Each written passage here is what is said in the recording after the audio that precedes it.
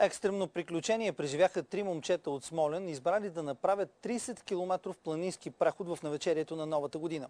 Без палатки и с малко храна в продължение на 3 дни те покориха голяма част от трудно достъпните територии по границата между източните и западните Родопи.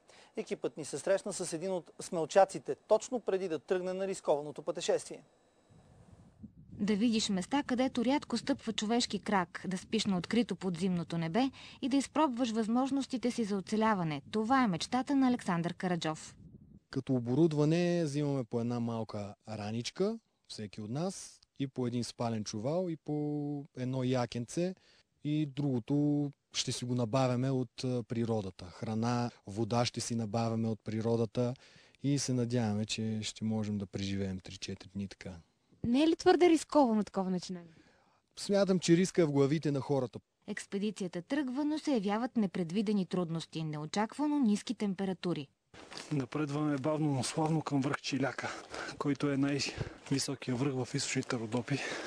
Върхът е покорен и в тежката мъгла тримата ентусиасти се отправят към изгубеното село Саръкая с едноименното скално светилище.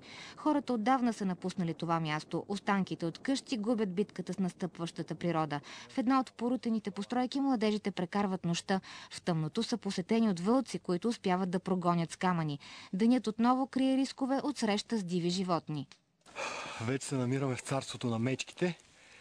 В дървото вляво от мен може да видите съвсем ясно прясната следа от зъбите на средно голям мечок.